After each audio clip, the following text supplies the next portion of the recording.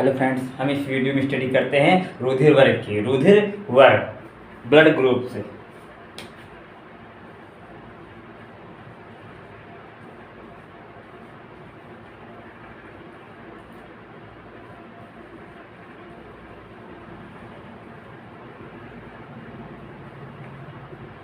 Blood group से हमने इसके पहले वाले लेक्चर में देखा क्या, आरबीसी के विषय में स्टडी किया था, डब्ल्यूबीसी और प्लेटलेट्स के विषय में। तो इस लेक्चर में स्टडी करेंगे किसका, रुधिर वर्ग ब्लड ग्रुप्स के विषय में। तो शुरू करते हैं ब्लड ग्रुप से।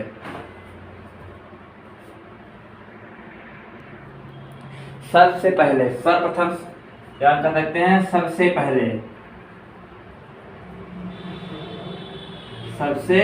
पहले रुधिर वर्ग की खोज, रुधिर वर्ग की खोज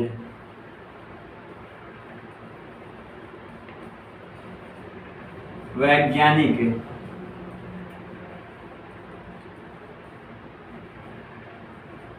कार्ल लैंडस्टीनर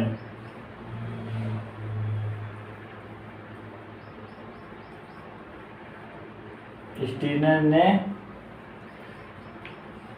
सन 1919 में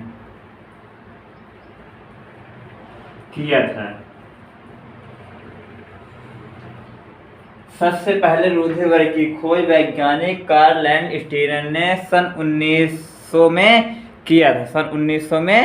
किया था।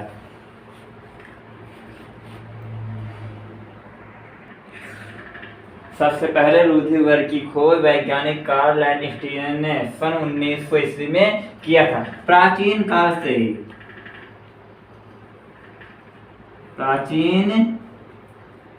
से ही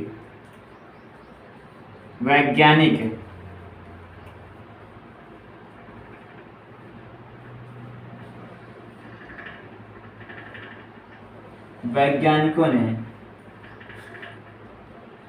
रुधिर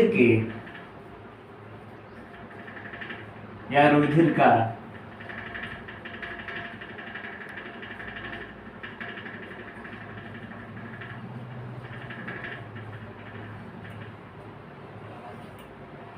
आधान करते थे। यानी कि प्राचीन काल से ही वैज्ञानिक हमारे वैज्ञानिक थे, वे स्वस्थ मनुष्य के रुधिर को लेकर के रोगी व्यक्ति के रुधिर में प्रवेश कराते थे।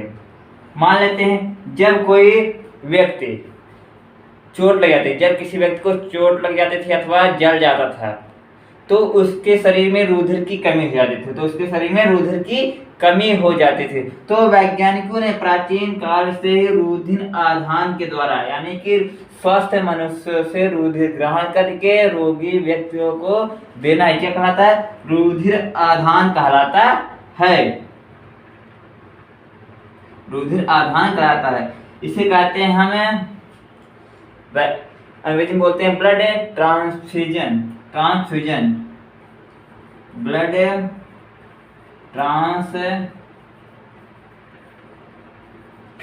बोलते हैं। रुधिर आधान मतलब क्या हुआ, स्वस्थ व्यक्ति से रुधिर ग्रहण करके रोगी व्यक्ति में रुधिर प्रवेश कराना है, रुधिर आधान कहलाता है। इसकी खोज, रुधिर वर्ग की खोज सबसे पहले वैज्ञानिक कार्ल लैंडस्टीनर ने सन 1900 ईस्वी में किया था। और क्यों किया था, क्योंकि जब हमारे कोई रोगी व्यक्ति होता है तो उसमें बिना रुधिर वर्ग के पहचान किए बिना रुधिर चढ़ा दिया जाता था, प्रवेश करा दिया जाता था रुधिर को। तो कुछ व्यक्ति उसमें से जीवित रहते थे और अधिकतर व्यक्तियों की मौत हो जाती थी। मान लेते हैं 100% व्यक्ति हैं, इसमें से रुधिर चढ़ाया गया 100%, यानी 100 लोगों में रुधिर चढ़ाया गया, तो उसमें से केवल 20% जीवित बचते थे और बाकी सब 80% क्या होते थे, मृत हो जाते थे, मर जाते थे। और जीवित रहते हैं, केवल 20%। इसी की विषय में कार्ल लाइनस्टीन ने रुधिर वर्ग को खोज की। तो हम कह सकते हैं जो हमारा रुधिर वर्ग की खोज कार्ल लाइनस्टीन ने सबसे पहले 19 ईस्वी में किया था। प्राचीन काल से ही जब कोई व्यक्ति को चोट लग जाती थी या जल जाता था तो उसके शरीर में रुधिर की कमी हो जाती थी। तो वैज्ञानिकों ने यानी प्राचीन काल के वैज्ञानिकों क्या करते थे, स्वस्थ मनुष्य के रुधिर को लेकर के एक यानी जो हमारा दूसरा रोगी व्यक्ति है उसके शरीर में प्रवेश कराया जाता था, जिसे हम रुधिर आदान कहते हैं। और इस प्रक्रिया में केवल कुछ ही मनुष्य जीवित रह पाते थे और बाकी की मृत्यु हो जाती थी। अब देखते हैं रुधिर वर्ग के विषय में और जानकारी प्राप्त करते हैं। सन 1930 में लैंडस्टीनर को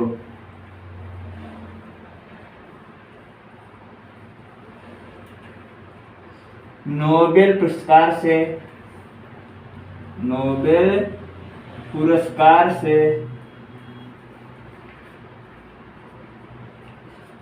सम्मानित किया गया।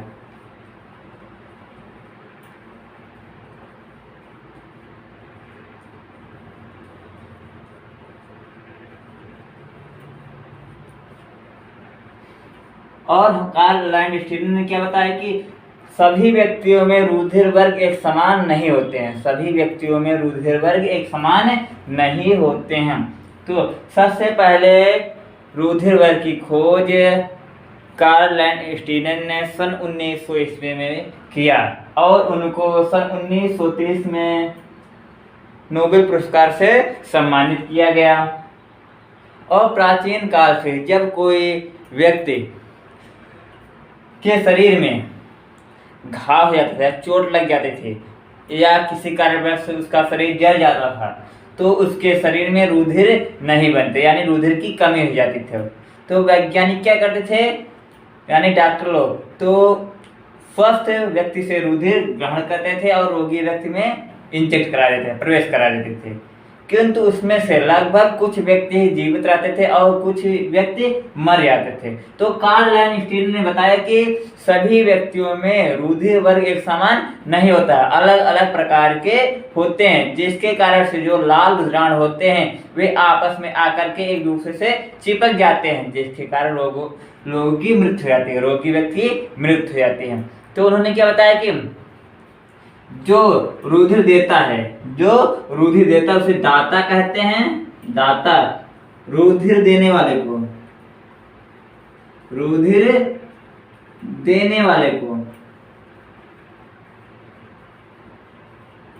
दाता कहते हैं और रुधिर ग्रहण करने वाले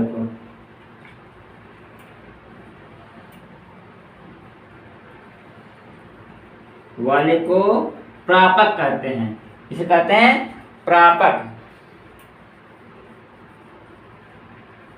इसे प्रापक बोलते हैं। रिसीवर इसे डोनर कहते हैं, इसे रिसीवर कहते हैं।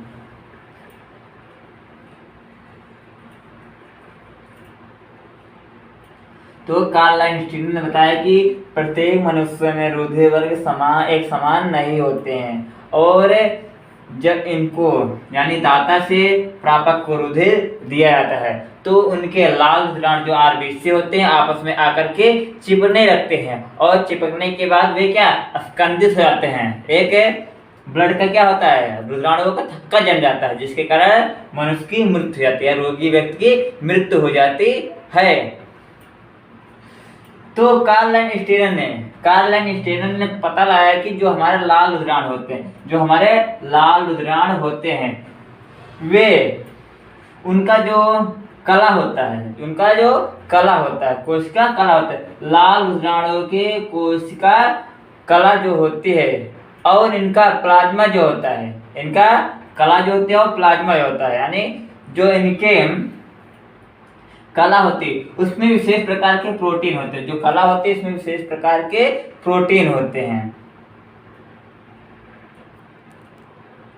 जिन्हें हम कहते हैं प्रतिजन बोलते हैं। यानी कि लाल वीजाणुओं के कला में पाए जाने वाले पदार्थ को हम कहते हैं प्रतिजन।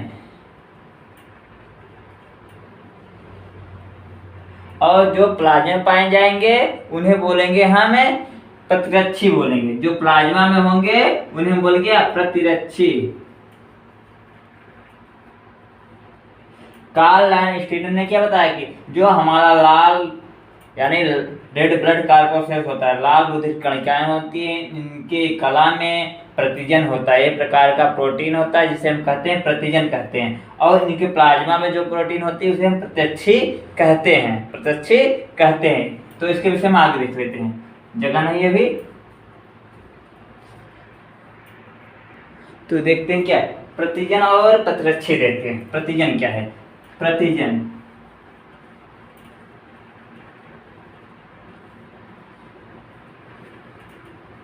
मनुष्यों के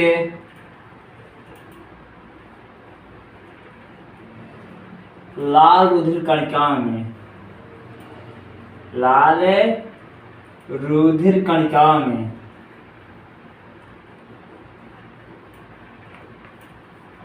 कणिकाओं के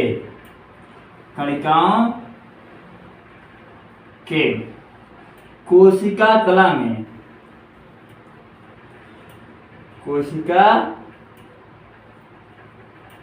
कला में पाए जाने वाले पदार्थ को, पाए जाने वाले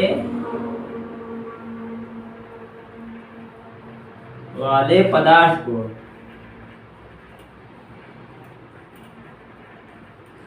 प्रतिजन कहते हैं, प्रतिजन कहते हैं।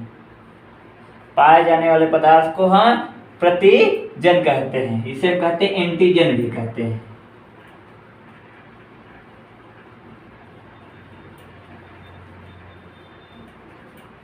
और प्रत्यक्षी क्या है?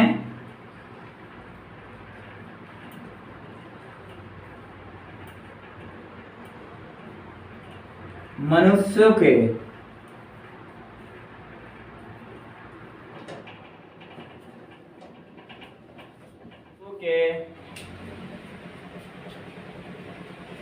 प्लाज्मा में पाए जाने वाले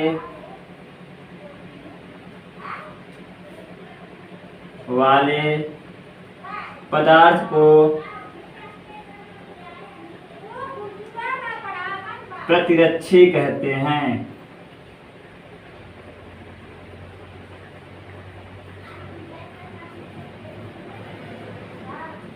मनुष्यों के प्लाज्मा में पाए जाने वाले पदार्थ को प्रतिरक्षी कहते हैं।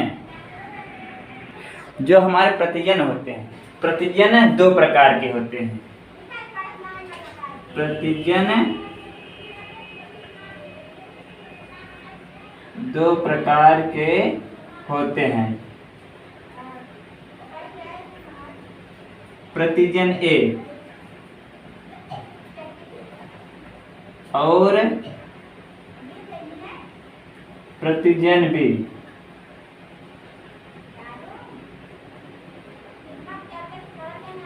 प्रतिजन ए और प्रतिजन बी। और प्रत्यक्षी भी दो होते हैं।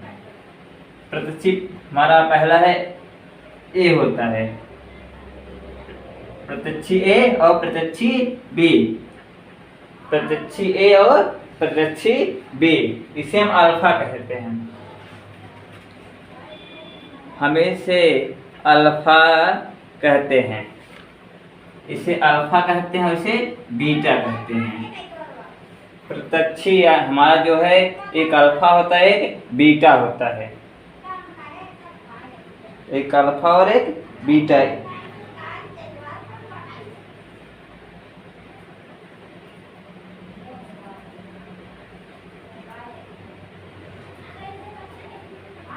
अब देखते हैं हम मनुष्यों में रुधिर वर्ग किस प्रकार से बटा हुआ है। मनुष्यों में रुधिर वर्ग किस प्रकार से बटा हुआ है। अब देखते हैं मनुष्यों में रुधिर वर्ग के प्रकार। मनुष्यों में रुधिर वर्ग के प्रकार।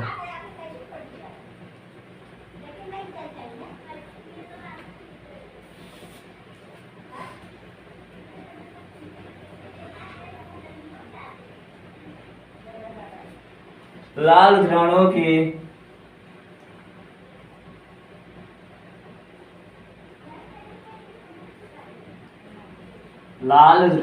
की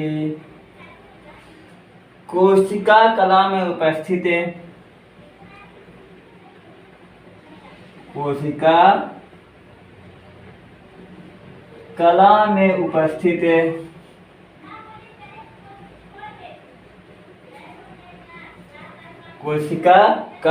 उपस्थित प्रतिजनों के आधार पर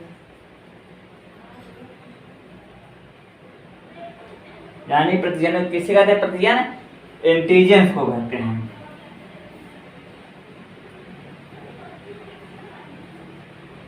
के आधार पर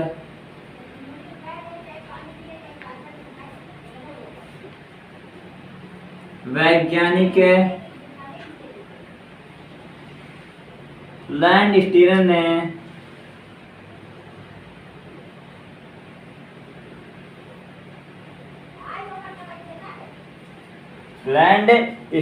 ने रुधिर वर्ग को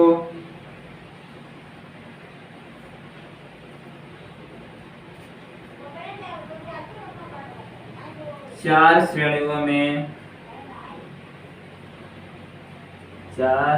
में बांटा। लाल घ्राणों की कोशिका कला में उपस्थित प्रतिजनों के आधार पर वैज्ञानिक लैंडस्टीनर ने रुधिर वर्ग को 4 श्रेणियों में बांटा। तो प्रतिजन कौन? एक होता है प्रतिजन ए होता है, दूसरा होता है प्रतिजन बी होता है। प्रतिजन ए होता है और प्रतिजन बी होता है। और प्रतिरक्षी इसमें क्या होता है? इसमें बी होता है और इसमें ए होता है। बी को अल्फा भी कहते हैं और इसको बीटा कहते हैं।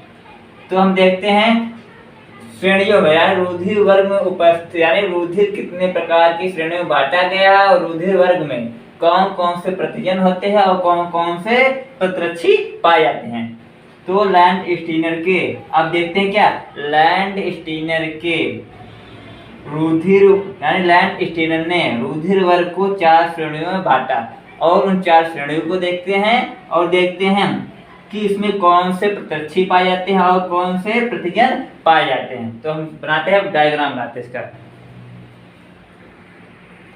अब देखते हैं रुधिर वर्ग के प्रकार। रुधिर वर्ग के प्रकार,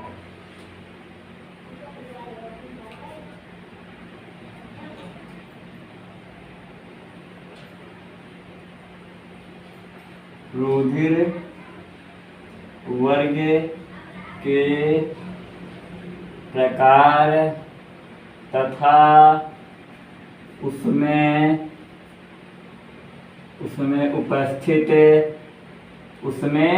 उपस्थित प्रतिजन तथा प्रतिजन और प्रतिरक्षी।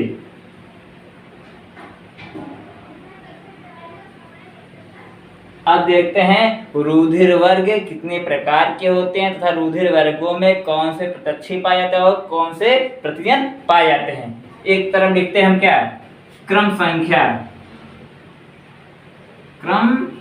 लिखते हैं हम। यहाँ लिखते हैं रुधिर वर्ग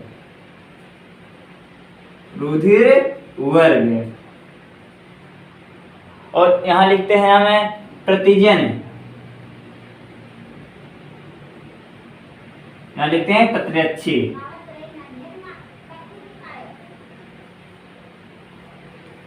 हमारा इसको हम अलग लिखते हैं इसे। जब हमारा पहला क्या है, रुधिर वर्ग ए, जब रुधिर वर्ग ए होगा तो इसमें प्रतिजन कौन सा होगा, ए होगा, प्रतिजन ए होगा और प्रतिरक्षी हमारा क्या होगा, बी होगा। और दूसरा हमारा आता है जब रूधि वर्ग बी होगा तो इसमें प्रतिजन क्या होगा, बी होगा और प्रत्यक्षी ए होगा। तीसरा हमारा आता है रूधि वर्ग ए बी, रूधि वर्ग ए बी, इसमें प्रतिजन हमारा ए और बी दोनों होंगे, A and B, A and B, और प्रतिरक्षी कोई नहीं होगा इसमें।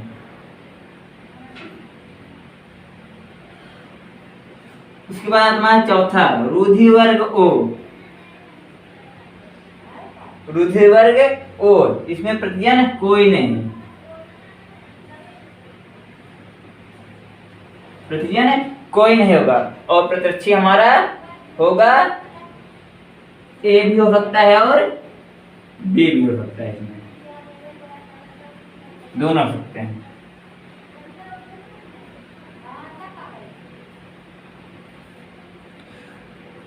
रूधिर वर्ग ए में प्रतिजन ए होगा, प्रत्यक्षी बी होगा, और रूधिर वर्ग बी में प्रतिजन बी होगा और प्रत्यक्षी ए होगा, और रूधिर वर्ग ए बी में प्रतिजन ए बी होगा और प्रत्यक्षी कोई नहीं होगा, और रूधिर वर्ग ओ में प्रतिजन कोई नहीं होगा और प्रत्यक्षी ए और बी हो सकते हैं।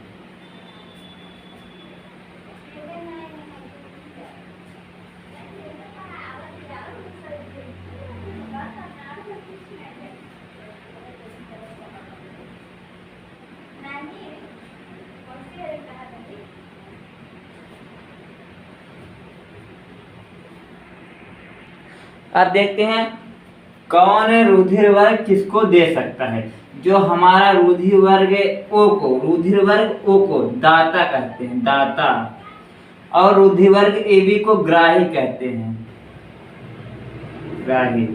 यानी कि रुधिर वर्ग ए बी को दे सकता है और बी भी दे सकता है ए बी को, और ओ भी दे सकता है, इसलिए इसे ग्राही कहते हैं, सर्वग्राही कहते हैं, इसे सर्वदाता कहते हैं, क्योंकि यह सभी को दे सकता है। एक इसको भी देगा, इसको भी देगा और इसको भी देगा।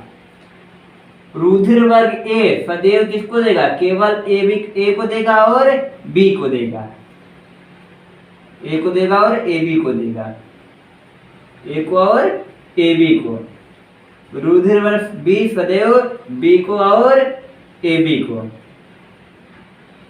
रुधिर वर्ग ए किसको देगा, रुधिर वर्ग ए को देगा और ए बी को देगा, रुधिर वर्ग बी को देगा और ए बी को देगा, और रुधिर वर्ग ए बी क्या होगा, स्वग्राही होगा, ए से भी ले लेगा, बी से भी लेगा और ओ से भी ले सकता है। और रुधिर वर्ग ओ क्या होता है, ए सर्वदाता होता है, ए बी को भी देगा, बी को भी देगा और ए को भी दे सकता है, इसलिए हम कहते हैं ओ को सर्वदाता कहते हैं, रुधिर वर्ग सर्वदाता। ए बी रुधिर वर्ग को सर्वग्राही कहते हैं, क्योंकि ए बी रुधिर वर्ग किसको सभी से रुधिर ग्रहण कर सकता है, और रुधिर वर्ग ओ है सर्वदाता होता है, या रुधिर वर्ग सबको दे सकता है। अब रुधिर वर्ग और एंटीजन और एंटीबॉडी के क्वेश्चन देख लेते हैं। फिर से लिखते हैं, क्या है इधर लिखते हैं antigens, antigens and antibody, antibody. इधर लेते हैं डोनर,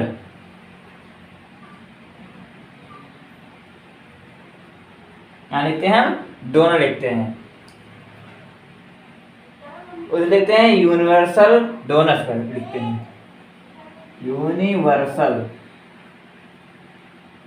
डोनर।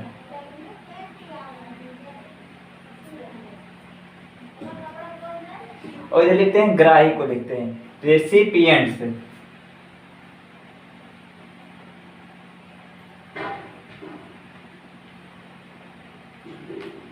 रेसिपिएंट्स।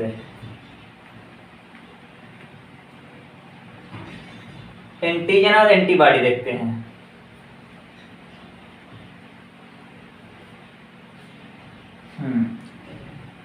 हमारा जब एंटीजन ए होगा तो एंटीजन ए के साथ एंटीबॉडीज क्या होगी, बी होगी। एंटीजन ए के साथ एंटीबॉडीज बी होगी।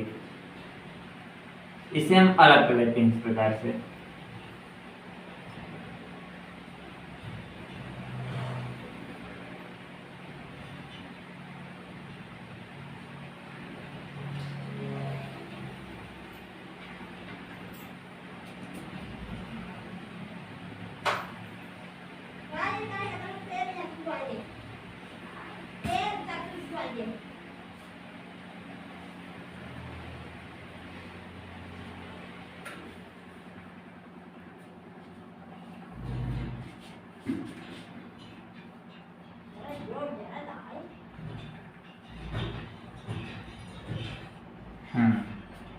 जब हमारा एंटीजन और एंटीबॉडी, जब एंटीजन ए होगा तो उसके साथ एंटीजन एंटीबॉडी बी होगी, और जब एंटीजन बी होगा तो एंटीबॉडी क्या होगी, इसके साथ ए होगा।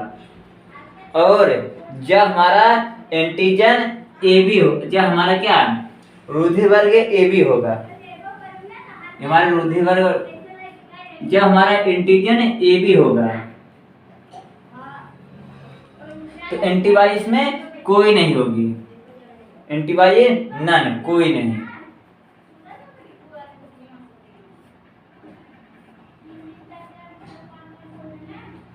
और जब हमारा ओ होगा, एंटीजन ओ होगा, इसमें क्या होगा, एंटीबॉडीज क्या होगी, ए बी होगी। तुम्हारे डोनर क्या होंगे, ए सदैव जो होगा, एक ए होगा, ए बी होगा हमारा, और इसमें एक जगह कम हो गया, फिर बनाते हैं। ठीक है।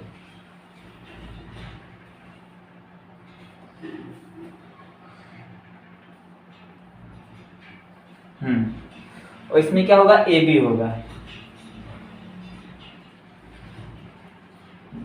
किसको दे सकते हैं, ए सदैव बी वाले को देगा, और ये ए वाले को, और ये किसी को नहीं, नॉन। और इसमें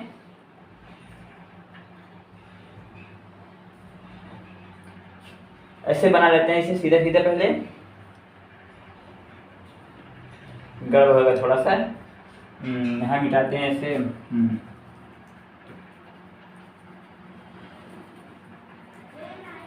इसे हम लिख लेते हैं अलग से।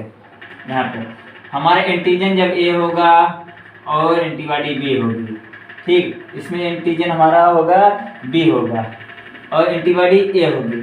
जब हमारा एंटीजन ए बी होगा तो एंटीबॉडी कोई नहीं होगी, ठीक है ना। जब ए वाला इसके साथ मिलेगा, ए वाला इसके साथ मिलेगा, तो यह क्लॉटिंग नहीं करेगा, यह क्लॉटिंग थक्का नहीं जमेगा। जब इसका मिलन इसके साथ होगा, जब इसका मिलन इसके साथ होगा तो क्या होगा, यह क्या करेगा, रुधिर क्लॉट कर जाएगा, थक्का जन्म आएगा, तो थक्के बन जाएंगे इसका। और जब इसके साथ ये मिलेगा तब ये क्या होगा, थक्का जम जाएगा, ये भी इसका भी। और इसका इसके में, इसमें तो कुछ नहीं होता, इसलिए खाली रहेगा, ये थक्का नहीं जमाएगा। अब आता है इसकी और इसकी बारी। ए है और बी है, क्या करेंगे, आपस में आकर के चिपक जाएंगे, तो ये क्या करेंगे, क्लॉटिंग करेंगे। और जब इसमें ए होगा ये होगा, दोनों क्या करेंगे, प्रतिकर्षित करेंगे, तो ये थक्का नहीं जमाएगा रुधिर। और इसमें क्या होगा, अगले वाले में ये भी क्लॉट कर जाएगा, ये भी क्लॉट कर जाएगा, एक ही थक्का जमाएगा। जब इसका इसका होगा तो इसका थक्का नहीं जमाएगा। इसमें देखते हैं, इसमें वाले में, इसमें तो कोई है नहीं, एंटीबॉडीज कोई नहीं है, तो ये थक्का नहीं जमेगा इसका भी। और इसके साथ देखते हैं, इसमें कोई नहीं है तो ये भी नहीं जमाएगा, और इसका इसका तो कोई बात ही नहीं, इसमें भी नहीं होगा। उसके बाद इसको इसको देख लेते हैं, इसमें भी ब्लड क्लॉटिंग नहीं होगी। और इसमें इसको भी देखते हैं, इसको इसको, इसमें ए बी है, इसमें बी है, तो ये क्या, एक क्लॉट कर जाएगा, थक्का जम जाएगा। इसको देखो, इसमें ए है, इसमें भी ए है, ए भी क्लॉट कर जाएगा, थक्का, इसके बाद ए है और इसमें बी है, देखो इसमें बी है और ये है, ये क्लॉटिंग कर जाएगा और इसमें क्या हुआ, इसमें हमारा ए है बी है, जम जाएगा, दोनों क्लॉट कर जाएंगे, थक्का जम जाएगा। अब आता है हमारा तीसरा वाले में, ए बी, हमारा क्या रुधिर वर्ग है, ओ में ए बी है, हमारे क्या एंटीजन है और एंटीबॉडी, ये भी क्या करेंगे आपस में क्लॉट करेंगे, थक्का जमाएंगे, और इसका क्या होगा, कुछ नहीं होगा, इससे परा रहेगा। यानी कि जब हमारे इसमें एंटीजन और एंटीबॉडी लिखे हुए हैं, एंटीजन और एंटीबॉडी, तो हमारे क्या ए बी और ए बी है, ये सर्वग्राही होंगे, ये क्या होगा हमारा सर्वग्राही होगा, और इसका भी क्या ये सर्वग्राही होगा, ये भी है ना, ये सर्वग्राही, ये दोनों सर्वग्राही होंगे, सर्वग्राही होंगे। और जब ये आपस में मिलेंगे, कौन सा ए है इसमें, ए भी ए है, देखते हो इसमें क्या है, ये बी है, इसके एंटीबॉडीज बी है, इसमें क्या है एंटीबॉडीज बी है, क्या करेंगे दोनों आपस में क्या प्रतिक्रियाशील करेंगे, इसलिए क्लॉट नहीं होगा। इसमें देखते हैं, इसमें क्या ए हमारा बी है, ये हमारा ए है, दोनों आपस में आकर के चिपक जाएंगे, क्लॉट कर जाएंगे। इसमें ए बी है, देख लेते, इसमें कोई नहीं, इसमें बी है हमारा, एंटीबॉडी बी है, ये भी क्या करेंगे, ये भी क्लॉटिंग करेंगे, इसमें तो कुछ नहीं है, ये ओ है, केवल यूनिवर्सल डोनर ओ है, यूनिवर्सल डोनर ओ है हमारा, और इसमें ए बी होते हैं हमारे, एंटीबॉडी ए बी होते हैं, तो क्या करेंगे, ये भी नहीं चिपकेगा, इसमें देखते हैं, इसमें क्या होगा, ये भी क्लॉट कर जाएंगे, ये भी क्लॉट नहीं करेगा, और ये भी क्लॉट कर जाएंगे, और ये भी क्लॉटिंग नहीं करेंगे, और इसको देखते हैं, इसमें कोई भी क्लॉटिंग नहीं करेगा, देख लीजिए हम, कोई भी क्लॉटिंग नहीं करेगा, और इसमें क्या 1 2 3, इसके कारण से क्लॉट करेगा, इसके कारण से ए वाले की वजह से बी वाला क्लॉट कर जाएगा, क्लॉट कर जाएगा, ये जम जाएगा रुधिर, और ये भी क्लॉट कर जाएगा, ये भी क्लॉट कर जाएगा, और ये वाला क्लॉट नहीं करेगा। ये दोनों क्या होंगे, यूनिवर्सल रिसीवर होंगे, ये ग्राही, सर्वग्राही होंगे ये दोनों। अब देखते हैं रुधिर वर्ग, कौन किसको दे सकता है, कौन सा रुधिर वर्ग वाला व्यक्ति किस रुधिर वर्ग वाले के व्यक्ति को दे सकता है, उसके विषय में देख लेते हैं। देखो इसमें क्लम्पिंग कौन करता है, ये हमारा जो है ये क्लम्पिंग का है, जिसे हम कहते हैं क्लम्पिंग कहते हैं, क्लम्पिंग या क्लॉटिंग, थक्का जमना, और ये वाला जो है नॉट क्लम्पिंग है, नॉन क्लम्पिंग, इसमें रुधिर का थक्का नहीं जमेगा, इसी प्रकार से बताया गया है। अब देखते हैं कौन सा रुधिर वाला व्यक्ति, कौन यानी कोई रुधिर वर्ग वाला व्यक्ति है, यानी ए बी रुधिर वाला व्यक्ति है, या बी वाला, या ए वाला, या ओ वाला, कौन किसको दे सकता है, इसके विषय में देखते हैं। अब देखते हैं कौन सा रुधिर वर्ग वाला व्यक्ति, कौन सा रुधिर वर्ग वाला व्यक्ति किस रुधिर वर्ग वाले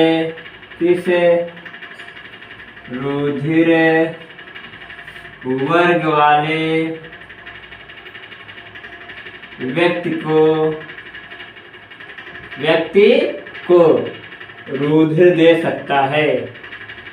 रुधिर दे सकता है, कौन सा रुधिर वर्ग वाला व्यक्ति किस रुधिर वर्ग वाले व्यक्ति को रुधिर दे सकता है। एक तरफ लिखते हैं डोनर, लिखते हैं क्या, डोनर लिखते हैं।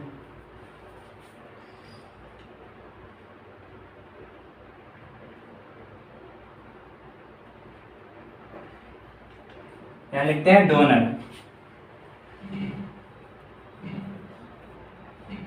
एक तरफ हमारा हो गया डोनर और दूसरी तरफ लिखते हैं रिसेप्टर, ग्राही को, या रेसिपिएंट। रेसिपिएंट ग्राही हमारा ए रुधिर वर्ग वाला ए हो गया, रुधिर वर्ग बी हो गया, रुधिर वर्ग ए बी हो गया, रुधिर वर्ग ओ हो गया। और यहाँ पे देख लेते हैं, सभी लिख लेते हैं। ए बी के सामने बी, ए बी के सामने ए बी और ओ के सामने ओ। जो हमारा रुधिर वर्ग ए है यह सदैव किसको देगा? ए को देगा। ए को देगा ही और इसके साथ ही ए बी को भी देगा, ठीक है ना। उसके बाद रुधिर वर्ग बी जो होगा ए बी को भी देगा और साथ ही ए बी को भी देगा। रुधिर वर्ग ए बी जो होगा, रुधिर वर्ग ए बी जो होगा यह केवल ए बी को देगा, केवल ए बी को देगा।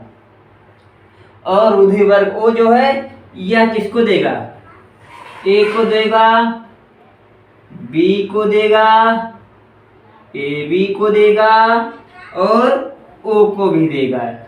इसीलिए ओ को सर्वदाता, सर्वदाता कहते हैं। रुधिर वर्ग ओ को हम सर्वदाता कहते हैं और स्वग्राही है ए बी, इसलिए इसे हम बोलते हैं सर्वग्राही। रुधिर वर्ग ए बी को सर्वग्राही यानी कि सभी से रुधिर ग्रहण कर सकता है।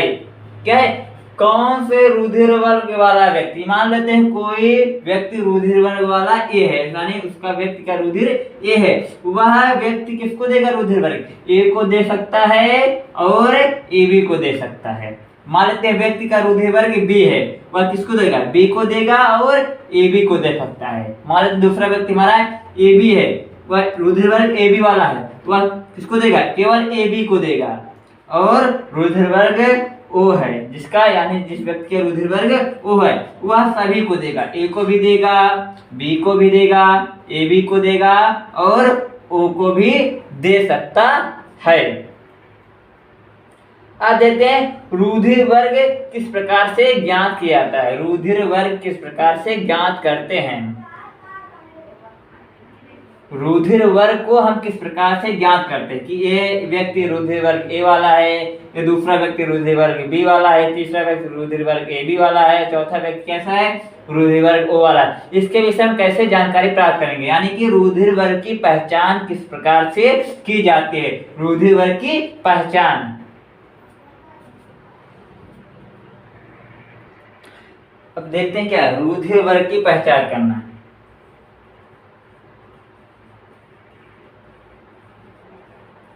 वर्ग की पहचान करना,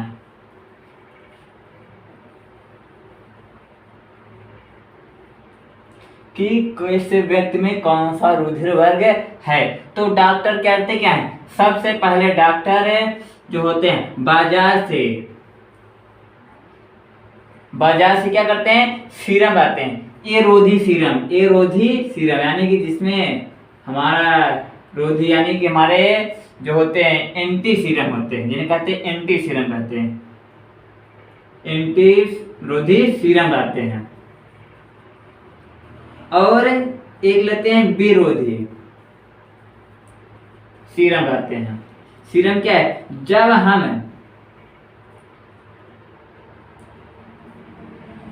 जब ब्लड को किसी पात्र में रख देते हैं, तो कुछ समय बाद ब्लड क्लॉटिंग कर जाता है, ब्लड हमारा होता है थक्का जम जाता है और इसके ऊपर एक तरल पदार्थ एकत्र हो जाता है जिसे बोलते हैं सीरम कहते हैं।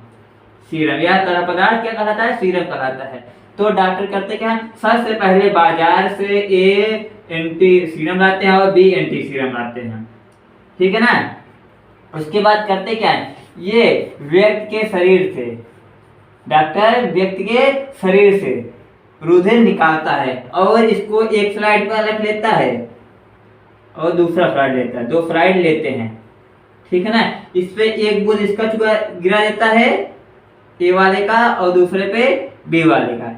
उसके बाद रुधिर को एक एक बूंद इस पे डालता है, थोड़ी थोड़ी मात्रा पे डाल देता है। उसके बाद कुछ समय बाद देखता है कि कौन सा ब्लड क्लॉटिंग करता है और कौन सा ब्लड क्लॉटिंग नहीं करता है। इसी के आधार पर डॉक्टर बताते हैं कि इनका रुधिर वर्ग ए है और दूसरे का रुधिर वर्ग अलग है, ठीक है ना। यानी कि बाजार से डॉक्टर क्या करते हैं, रुधिर एंटी सीरम लाते हैं और बी एंटी सीरम लाते हैं, उन्हें अलग अलग स्लाइडों पर रख करके ब्लड की थोड़ी सी मात्रा इस पे गिराते हैं। उसके बाद क्या करते हैं, रखते हैं और मिला करके रख देते हैं। तो कुछ समय बाद देखते हैं क्या ब्लड क्लॉट कर जाता है। इसके ब्लड क्लॉटिंग के आधार पर रुधिर वर्गों की पहचान की जाती है। इसके विषय हम सारणी बनाकर देख लेते हैं। अब एक तरफ लिखते हैं anti serum A, anti A serum, anti A serum. ये लिखते हैं एंटी बी सीरम, ये लिखते हैं ब्लड ग्रुप।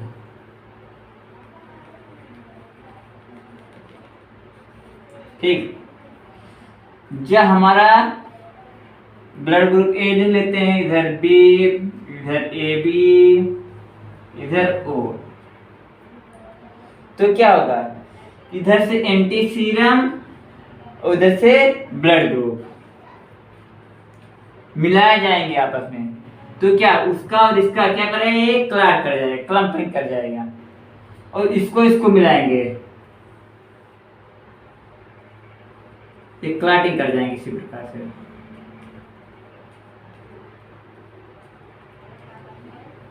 और ये क्लॉटिंग नहीं करेंगे, दूर दूर रहेंगे। इसमें भी क्या होगा, ये भी नहीं करेंगे, ये दूर दूर रहेंगे। और इसमें क्या होगा, क्लॉट कर जाएंगे दूसरे वाले में, बी वाले में। इसे बड़े बड़े बनाते हैं, ठीक है। अब तीसरे वाले में देखते हैं, इसका भी क्लॉटिंग हो जाएगा।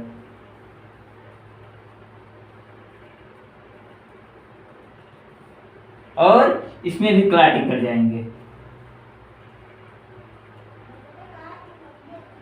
और ओ वाले में क्लॉटिंग नहीं करेंगे, चौथा हमारा है, इसमें दूर दूर रहेंगे। इस प्रकार से पहचान की जाती है। ये इसका है, ये इसके लिए है तीसरा वाला, और ये इसके लिए है चौथा वाला।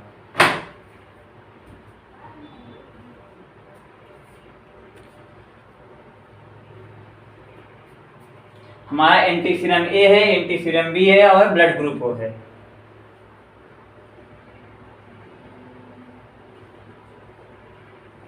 एक क्लम्पिंग बोलते हैं,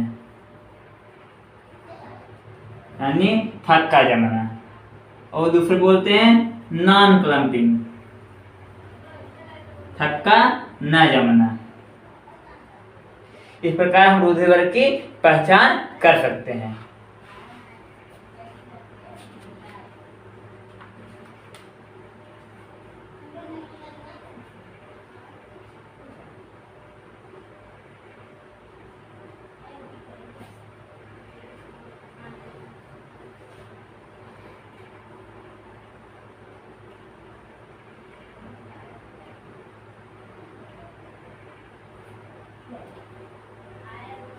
अब हम अगले लेक्चर में देखेंगे जीन पर उपस्थित है, जीन पर उपस्थित क्या एंटीजन, यानी किस जीन पर कौन सा एंटीजन उपस्थित होता है। इसको हम अगले लेक्चर में पढ़ेंगे कि किस जीन में कौन सा एंटीजन उपस्थित होता है। और इसके लिए आई, जीन आई दिखाते हैं, जीन आई दिखाते हैं।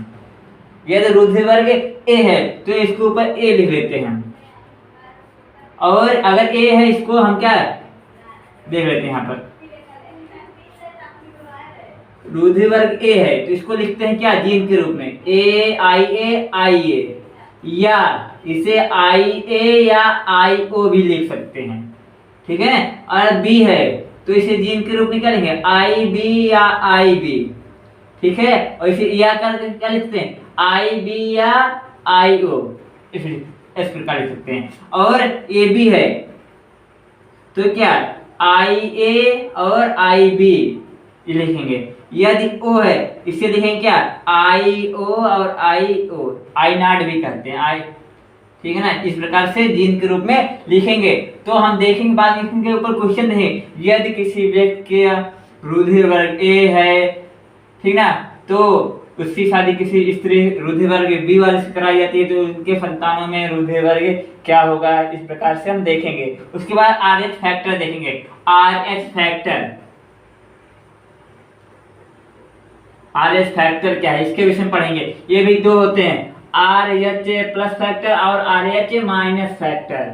और आरएच प्लस फैक्टर जो होता है यह सदैव किसमें पाया जाता है, आरएच प्लस फैक्टर जो होता है यह सदैव पिता में होता है, फादर में, और इसे मदर में, माता में पाया जाता है। तो इसके विषय में अगले लेक्चर में देखेंगे कि किस प्रकार से जीन के रूप में दर्शाते हैं, और फैक्टर आरएच फैक्टर क्या होता है, आरएच प्लस फैक्टर और आरएच माइनस फैक्टर क्या है, इनके विषय में देखेंगे।